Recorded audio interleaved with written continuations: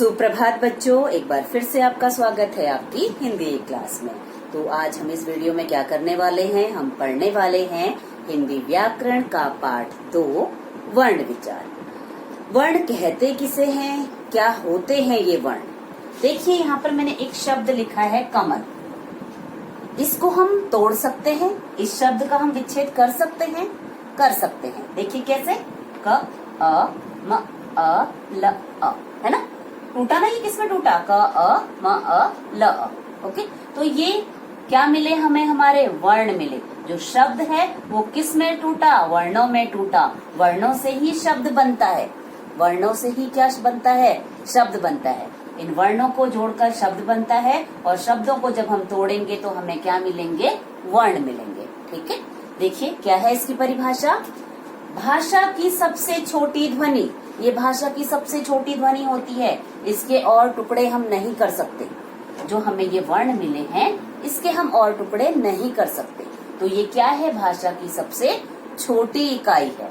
ठीक है, जिसके टुकड़े नहीं किए जा सकते उसे हम क्या कहते हैं, वर्ण कहते हैं। ठीक है, भाषा की सबसे छोटी इकाई जिसके और टुकड़े नहीं किए जा सकते उसे वर्ण कहते हैं। अब ये वर्ण के भेद, वर्ण के 2 भेद होते हैं। पहला है आपका स्वर और दूसरा होता है व्यंजन। ठीक है, तो सबसे पहले हम पढ़ेंगे स्वर के बारे में। ये स्वर क्या होते हैं, किसे कहते हैं स्वर।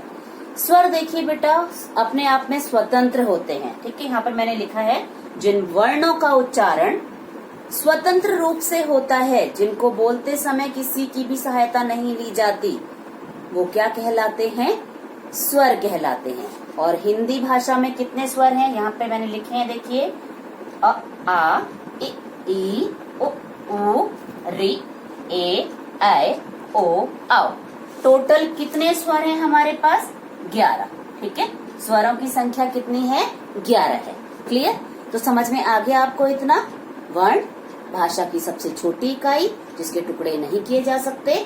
वर्ण के 2 भेद, स्वर और व्यंजन। स्वर क्या होते हैं, स्वर स्वतंत्र होते हैं। जिन वर्णों का उच्चारण स्वतंत्र रूप से किया जाता है वो क्या कहलाते हैं, स्वर कहलाते हैं। और कौन से हैं वो स्वर, देखिए अ आ इ ई उ ऊ रि ए ऐ ओ औ।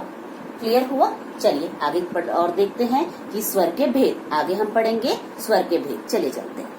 देखिए बेटा स्वरों के भेद, स्वर के 2 भेद होते हैं। कितने भेद होते हैं स्वर के, 2। पहला है ह्रस्व स्वर और दूसरा है आपका दीर्घ स्वर। ठीक है, कौन सा स्वर, पहला ह्रस्व स्वर और दूसरा दीर्घ स्वर।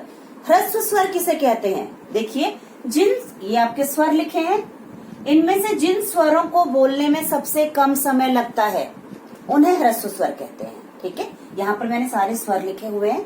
इन स्वरों में से जिन स्वरों को बोलने में सबसे कम समय लगता है उन्हें ह्रस्व स्वर कहते हैं। आप देखिए किन किन को बोलने में सबसे कम समय लग रहा है, अ इ ओ रि।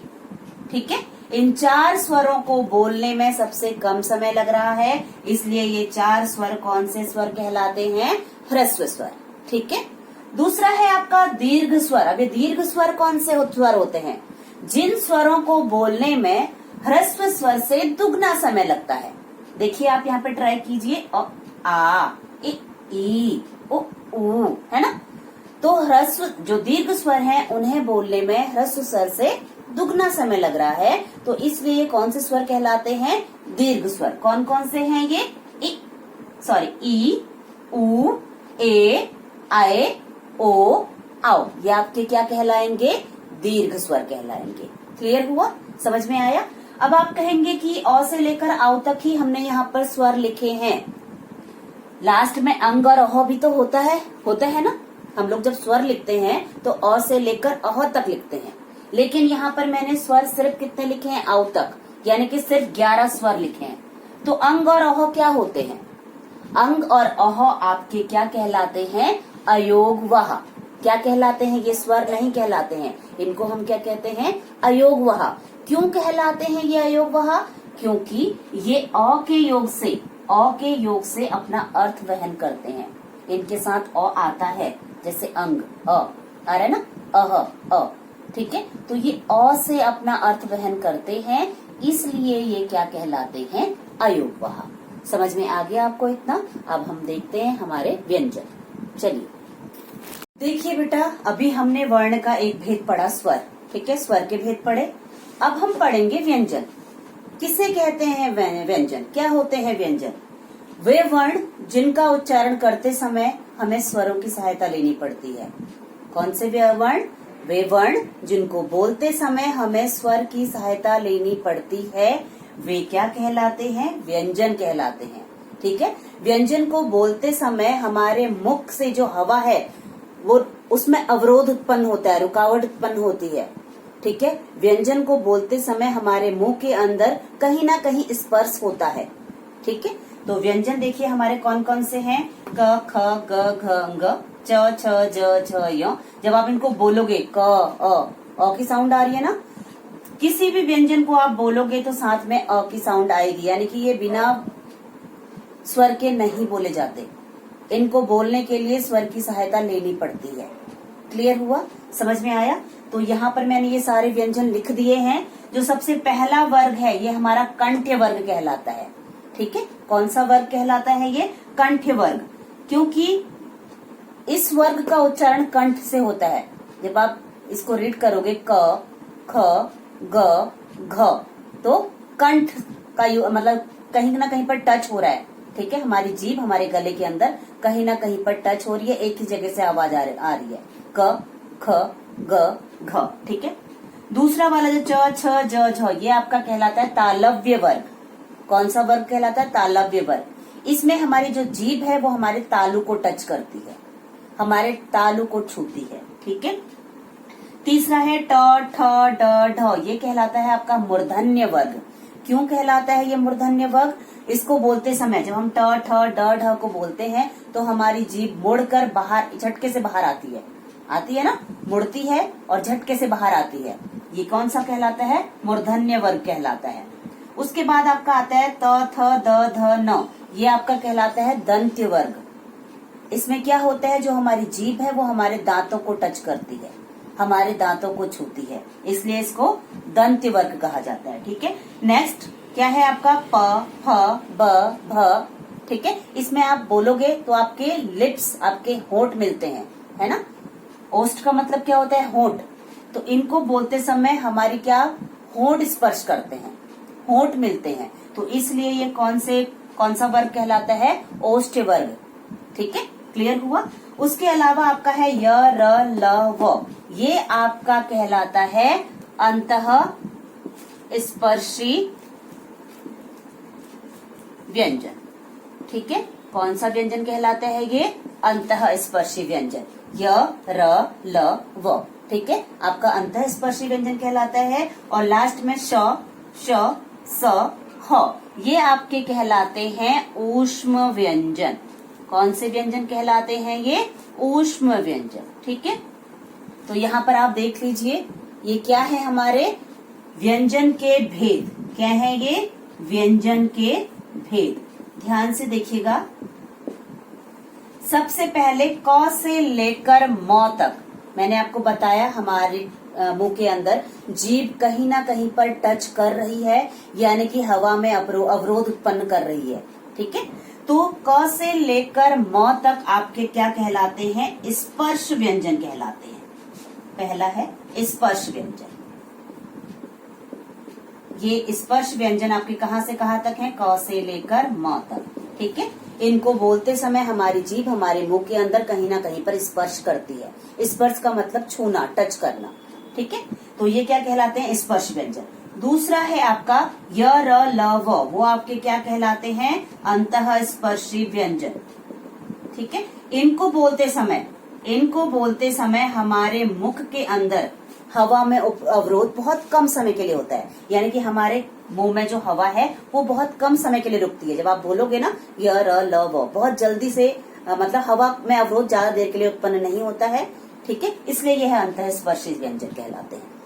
लेकिन जो ये आपके क्या है? आपके स्पर्श व्यंजन है, इनको बोलते समय हमारे जीभ जो है हमारे मुंह के अंदर कहीं ना कहीं पर पूरी तरह से टच करती है। ठीक है, और हवा में अवरोध या रुकावट पैदा करती है। लेकिन अंतः स्पर्शी व्यंजन को बोलते समय हवा में रुकावट बहुत कम समय के लिए होती है। तो ये कौन से व्यंजन कहलाते हैं? अंतःस्पर्शी व्यंजन। और लास्ट है आपका ऊष्म व्यंजन। कौन सा है? ऊष्म व्यंजन।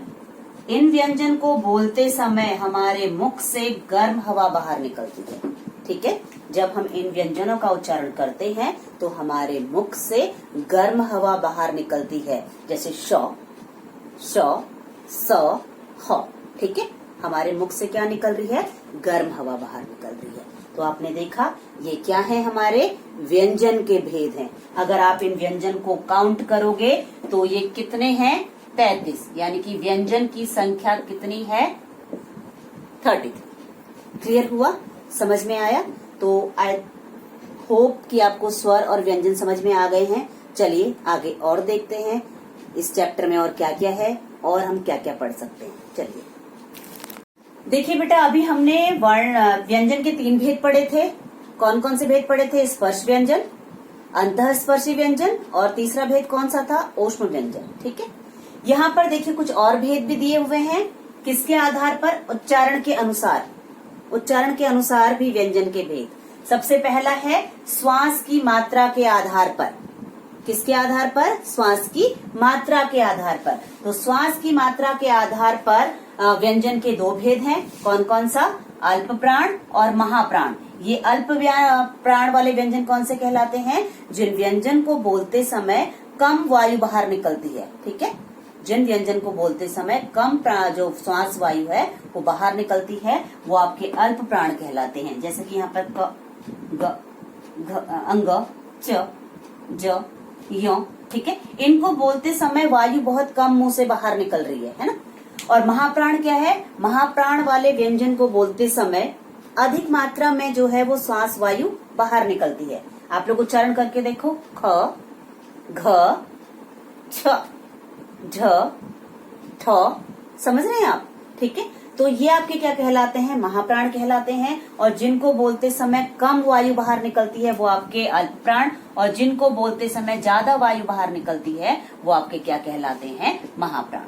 क्लियर हुआ आपको ये भेद? ठीक है, इसका दूसरा भेद है स्वर तंत्रियों के कंपन के आधार पर।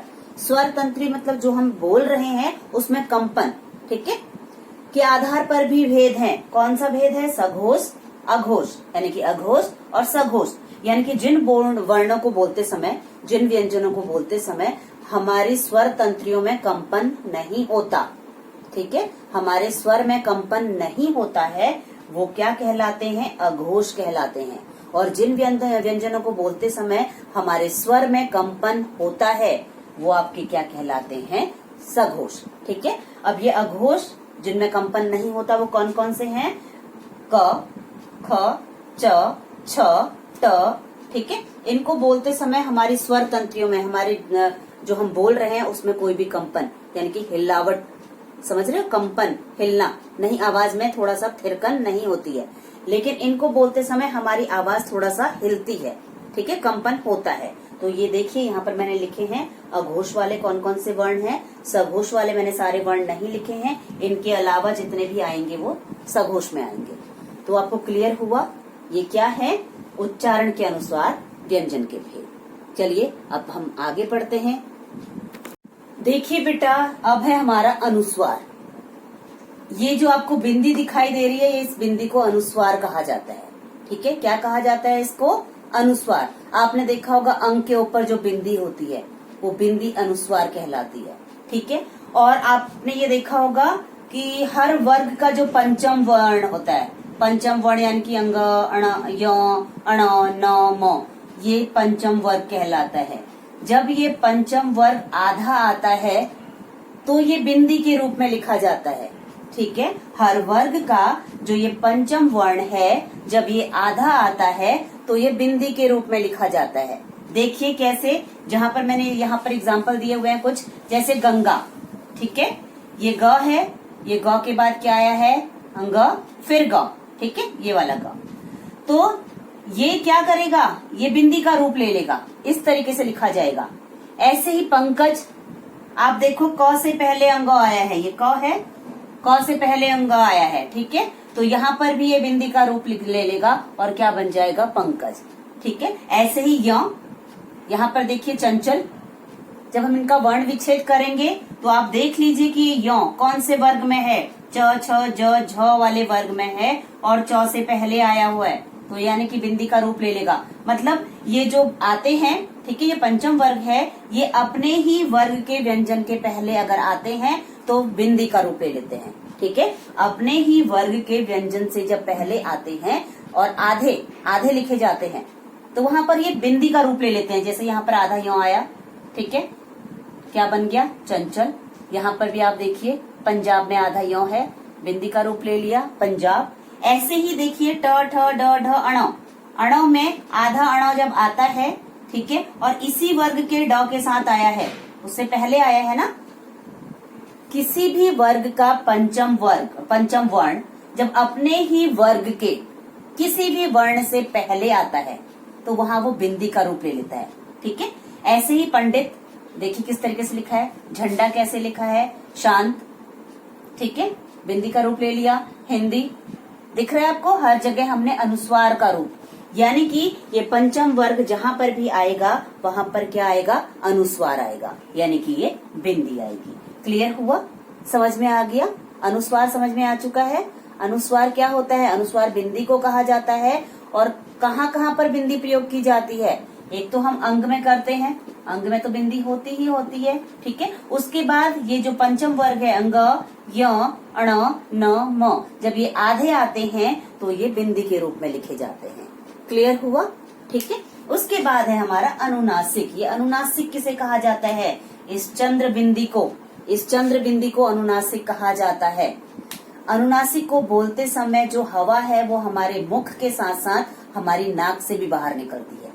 ठीक है, अनुनासिक का उच्चारण करते समय जो वायु है वो हमारे मुख के साथ साथ हमारी नाक से भी बाहर निकलती है, तो वो क्या कहलाते हैं, अनुनासिक कहलाते हैं। जैसे यहाँ पर देखिए आंसू, आप बोलेंगे उच्चारण करते हुए देखिए कि जो हवा है वो आपके नाक और मुंह दोनों साइड से निकल रही है। 5, हंसना, कुआं, ठीक है, तो ये क्या है आपके, ये चंद्रबिंदी क्या है आपका, अनुनासिक है। ठीक है, अनुनासिक का प्रयोग दो तरह से किया जाता है। जिन शब्दों के ऊपर मात्राएं नहीं लगी होती उनमें तो ये पूरा चांद के रूप में लिखा जाता है, लेकिन जिन शब्दों के ऊपर मात्राएं लगी होती है वहां पर सिर्फ ये बिंदी के रूप में प्रयोग किया जाता है। जैसे एग्जाम्पल यहाँ पर दिया है, मैं, चौंच, भैंस, है ना, चंद्र बिंदी का यूज होना है, लेकिन मात्राएं लगी हैं तो हम सिर्फ बिंदी का प्रयोग करेंगे। ठीक है, बिना मात्राओं वाले के साथ ये पूरे चांद के रूप में आएगा, चंद्र बिंदी के रूप में आएगा, लेकिन जिन शब्दों के ऊपर मात्राएं लगी हैं वहां पर ये सिर्फ बिंदी के रूप में आएगा। तो आपको अनुस्वार और अनुनासिक क्लियर हो गया। अब हम देखते हैं विसर्ग। बेटा ये है विसर्ग, ठीक है, क्या है विसर्ग, विसर्ग किसे कहते हैं, ये दो बिंदी दिख रही है आपको, दो बिंदी अह के बाद आती है ना, अह के बाद दो बिंदियां आती हैं, ये क्या कहलाती हैं, विसर्ग कहलाती हैं। किसकी साउंड देती हैं, ये अह की, किसकी साउंड देती हैं, अह की। ठीक है, संस्कृत में दो प्रकार के ह होते हैं, एक तो ह, कौन सा वाला ह, ये वाला ह हम लिखते हैं, ठीक है, और एक अह की साउंड देने वाला। ठीक है, तो ये आपके क्या कहलाते हैं, विसर्ग कहलाते हैं। क्लियर हुआ विसर्ग। आगे देखिए, अब हम देखेंगे र के विविध रूप।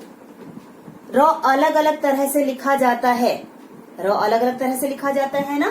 जैसे देखिए रेफ वाला र, रेफ वाला र जो होता है वो स्वर रहित होता है, यानी कि उसके साथ स्वर नहीं होता है, वो आधा होता है। ठीक है, जो आधा र होता है वो रेफ के रूप में अपने बाद वाले वर्ण के ऊपर चला जाता है, अपने बाद वाले व्यंजन के ऊपर चला जाता है। ठीक है, रेफ वाला र जो होता है वो बिना स्वर वाला होता है। जब हम उसको लिखते हैं तो कैसे लिखते हैं, जब भी हम लिखेंगे तो वो अपने बाद वाले व्यंजन के ऊपर चला जाता है। जैसे कार्य, अगर देखा जाए तो कार्य ऐसे आ रहा है ना, तो हम इसको ऐसे ना लिखकर इसको रेफ वाले र की मीन्स रेफ के रूप में लिखेंगे। ठीक है, य के ऊपर ही चला जाएगा। सेम वही कर्म, र की साउंड बीच में आ रही है, आधी आ रही है तो वो म के ऊपर आ जाएगा। ऐसे ही दर्पण, र जो है वो द के बाद आ रहा है, प से पहले आ रहा है। ठीक है, आधा आ रहा है तो वो प के ऊपर चला जाएगा। तो ये कौन सा र कहलाता है, रेफ वाला। कौन सा र कहलाता है, रेफ वाला। ठीक है, अब आ जाइए स्वर सहित रॉ में। स्वर सहित रॉ यानी कि हलंत व्यंजन के पश्चात जिस रॉ से पहले वाला व्यंजन क्या होता है, आधा होता है, हलंत वाला व्यंजन होता है, उस रॉ में पदेन वाला रॉ लगता है, यानी कि व्यंजन के पैरों में रॉ लगता है। ठीक है, फॉर एग्जाम्पल प्राण, जैसे यहाँ पे प्राण लिखा है ना, देखो देखा जाए तो प, अगर हम इसका वर्ण विच्छेद करेंगे तो प र, ठीक है, र के साथ आ की साउंड आ रही है, प्रा प्रा आ रहा है ना, र के साथ आ की साउंड आ रही है, उसके बाद अणो है, फिर अ है। ठीक है, तो ये प्रा आता है, प्रा, यानी कि यहाँ पर प जो है वो आधा है, ठीक है, और र पूरा है, र के साथ ही स्वर है। ठीक है, प्राण, क्रम, द्रव, तो ये र से जो पहले वाले वर्ण हैं जैसे प, क, द, ये आधे हैं, इनके साथ जो र आया है वो पूरा है। ठीक है, जब र से पहले वाले व्यंजन आधे होते हैं तो वो र कहाँ लग जाता है, अपने से पहले व्यंजन के पैरों में लग जाता है, यानी कि पद में लग जाता है। क्लियर हुआ, आपको समझ में आया? नेक्स्ट है आपका ट, ड के बाद आने वाला र। ये र भी आपका स्वर सहित होता है, जैसे ये वाला र है एज इट इज ये वाला र है। ठीक है, इस र का प्रयोग अन्य वर्णों में किया जाता है, अन्य व्यंजन में किया जाता है, और इस र का प्रयोग सिर्फ क, ट और ड के साथ किया जाता है। ठीक है, ये सेम है। ठीक है, अगर ये अन्य व्यंजनों के साथ आता है तो इस रूप में आता है, लेकिन जब ट और ड के नीचे आता है तो ये अपना रूप बदल देता है। किस रूप में आता है ये? इस रूप में। क्लियर हुआ? जैसे कि ट्रक, ड्रम, राष्ट्र, इसका मतलब यहाँ पर ट आधा है, यहाँ पर ड आधा है, यहाँ पर ट आधा है। ठीक है, जैसे हम इसका अगर वर्ण विच्छेद करेंगे तो ट, ठीक है, र, फिर अ आएगा, प्लस क प्लस अ, यानी कि यहाँ पर ट आधा है और र पूरा है। क्लियर हुआ? समझ में आया? तो ये क्या है, आपके र के विभिन्न रूप हैं। आपको क्लियर हो चुका है सारा? ठीक है, तो अब हम करते हैं क्या, वर्ण विच्छेद। चलिए बेटा, अब हम देखते हैं वर्ण विच्छेद। क्या होता है वर्ण विच्छेद, किसे कहते हैं? देखिए, शब्द से स्वर और व्यंजन को अलग अलग करना। ठीक है, किसी भी शब्द से स्वर और व्यंजन को अलग अलग करना वो क्या कहलाता है? वर्ण विच्छेद कहलाता है। ठीक है, तो यहाँ पर कुछ एग्जाम्पल हमने लिखे हुए हैं, देखते हैं इसका वर्ण विच्छेद कैसे करते हैं। तो सबसे पहले क्या है, पारस है। क्या लिखा हुआ है? पारस। तो आप क्या करोगे, जब भी हम वर्ण विच्छेद करते हैं, व्यंजन से स्वर को अलग करते हैं, तो व्यंजन के नीचे क्या लगा देते हैं? हलंत लगा देते हैं। ठीक है, तो प से प के साथ कौन सी मात्रा लगी है? आ की, आ जाएगा। फिर क्या है? र, र के साथ किसकी साउंड आ रही है? कौन सा स्वर है? अ है। ठीक है, जिसके साथ कोई भी मात्रा नहीं है, जो पूरा व्यंजन लिखा है उसके साथ स्वर होता है क्या? अ। ठीक है, अगला है आपका स के साथ भी कोई मात्रा नहीं है, लेकिन ये स्वर, ये स जो है पूरा है, यानी कि इसके साथ अ की साउंड है, अ। ठीक है, प, आ, पा, र, स, क्या हो गया? पारस। क्लियर? अब है प्रकृति। प्रकृति का वर्ण विच्छेद कैसे करेंगे? प्र, यानी कि प आधा, र, र के साथ क्या है? अ, र से अ को हमने अलग कर दिया। ठीक है, फिर क्या है? क के साथ किसकी मात्रा लगी हुई है? री की। ठीक है, और फिर क्या है आपका? त, और त के साथ कौन सी ई की मात्रा है? छोटी ई की। क्या बन गया? प्रकृति। नेक्स्ट है ऐनक। ऐनक में स्वर तो अ है, प्लस न से अ को अलग किया, यहाँ पर हलंत लगा दिया, मतलब हर व्यंजन के साथ हलंत आएगा, ये याद रखना, व्यंजन के नीचे हलचन आएगा। फिर क्या है? क, और क के साथ भी किसकी साउंड है? अ की, जिसके साथ कोई मात्रा नहीं है उसके साथ अ है। ठीक है, फिर है विज्ञान, व प्लस छोटी ई। ठीक है, व प्लस छोटी ई, व के साथ छोटी ई है। फिर ज्ञ, ज्ञ जो कटेगा या टूटेगा, वो टूटेगा ज प्लस य में। ठीक है, विज्ञा, आ की साउंड आएगी, फिर न के साथ अ, क्या हो गया? विज्ञान। उसके बाद है आपका अध्यात्म। अब अ प्लस ध आधा है, यानी कि इसके बाद कोई भी स्वर नहीं आएगा, क्योंकि ध यहाँ पर आधा है। फिर है य, य के साथ क्या है आ, फिर है आपका तो भी देखिए यहाँ पर आधा है, इसके बाद कोई स्वर नहीं आएगा, फिर सीधा क्या आ जाएगा म, और म के बाद क्या आएगा अ, क्योंकि म पूरा लिखा है, अ की साउंड आ रही है साथ में। लास्ट है उच्चारण, सबसे पहला है आपका स्वर, फिर आधा च, कोई भी स्वर उसके बाद नहीं आएगा, फिर पूरा च के साथ आ की मात्रा है, आ की साउंड है यानी कि, फिर र का पूरा लिखा हुआ है, अ की साउंड है इसके साथ, फिर अण के साथ भी क्या है अ है। तो ये आपके क्या हो गए वर्ण विचार, ठीक है, सॉरी वर्ण विच्छेद। क्या है ये वर्ण विच्छेद। मैं आपको एक चीज और बता देना चाहती हूँ बेटा, ये समझ में आ गए हैं आपको। देखिए एक चीज और है, क्या है वो एक चीज, हमने एक चीज पढ़ी नहीं, वो है हमारा संयुक्त व्यंजन, ठीक है। क्या है हमारा संयुक्त व्यंजन। ये संयुक्त व्यंजन क्या होता है, हमने व्यंजन पढ़े थे 33 व्यंजन थे, ठीक है। कितने व्यंजन पढ़े थे हमने 33। लास्ट में हमारे यक्ष, त्र, ज्ञ और श्र, ये भी हम लिखते हैं, व्यंजन के नीचे लिखते हैं ना इनको लास्ट में, ठीक है। तो ये व्यंजन की श्रेणी में नहीं आते हैं, ये क्या कहलाते हैं, ये आपके संयुक्त व्यंजन कहलाते हैं। क्यों ये संयुक्त व्यंजन कहलाते हैं, क्योंकि ये दो व्यंजन के मेल से बने होते हैं। दो व्यंजन कैसे, देखिए जरा, ये यक्ष किससे मिलके बना है, क प्लस श से, ठीक है। किससे मिलके बना है, क और श से, यक्ष। त्र किससे मिलके बना है, त और र से, ठीक है। जो आपका ज्ञ है वो ज और य से मिलके बना है, और आपका जो श्र है वो श और र से मिलके बना है, ठीक है। तो इसलिए इन व्यंजनों को क्या कहा जाता है, संयुक्त व्यंजन कहा जाता है, क्योंकि ये व्यंजन दो व्यंजन के मेल से बने होते हैं। जब आप इनका वर्ण विच्छेद करेंगे, किसी भी शब्द में अगर ये आ जाते हैं तो आप इनको इस तरह से तोड़कर क्या करेंगे, वर्ण विच्छेद करेंगे। तो मैं आशा करती हूँ आपको सारा समझ में आ गया होगा, है ना। तो सारा वर्क आप लोग अपनी कॉपी में कर लेना। इस वीडियो के डिस्क्रिप्शन बॉक्स में आप लोगों को होमवर्क मिल जाएगा, वो होमवर्क आपने अपनी कॉपी में करना है, ठीक है। और वीडियो को लाइक और सब्सक्राइब करना बिल्कुल नहीं भूलना है। तो okay, bye, take care everyone.